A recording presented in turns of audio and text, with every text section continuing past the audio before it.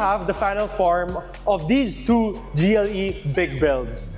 So let me run you through the modification list that we've done to these two GLEs, and after this video, you'll be able to decide on what modifications that you would want on your GLE.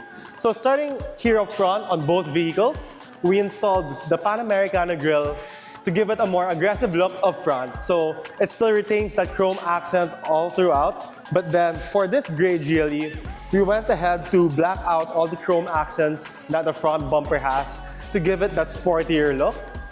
And then right next to it, we also installed new wheels on them. So both cars are equipped with BC Forged wheels.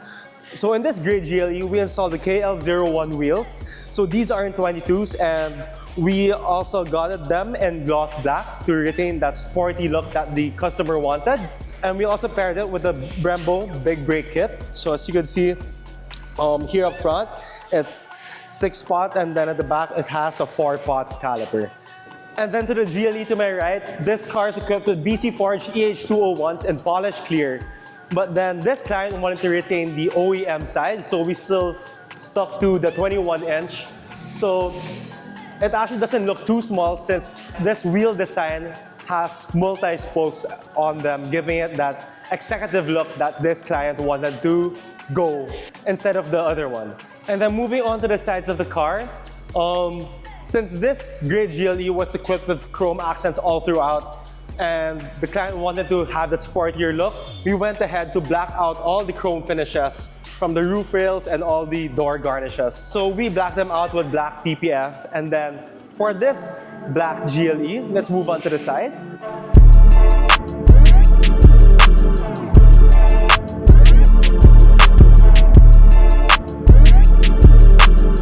So this GLE, on the other hand, came with all these door sills in black already. But then this roof rail was in silver, so we also went ahead to paint it in gloss black. And then another subtle change that we added to this GLE are these brand new side skirts. So these side skirts are the ones on the GLE53. So these are OEM, and then we body colored them in gloss black to match the overall paint of the car. So I'm a huge fan of this sill upgrade since the original side step board is quite eyesore, in my opinion. So now let's move on to the rear.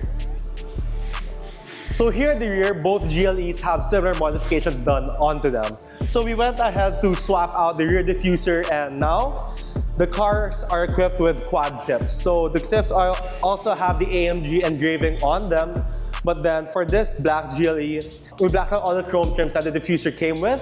And then for the gray GLE, we still retain that chrome trim at the back for a bit of contrast. So one other modification that isn't exactly seen is that we changed the exhaust of this gray GLE.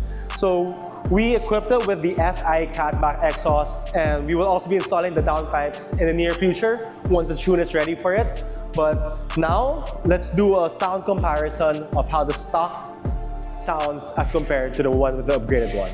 So now let's give the GLE with the stock exhaust a couple of revs and hear how it sounds.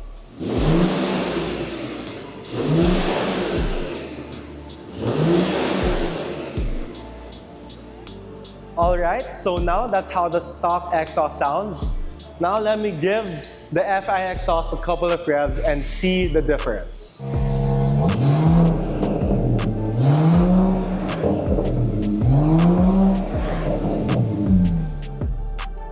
So just right there, you'll immediately know that the car is not stock. So the exhaust note is a lot deeper, and then you can also hear a couple of pops from the exhaust. So if you want that inline-6 turbo engine to come to life, just message us here at II Automods and we have a solution for you.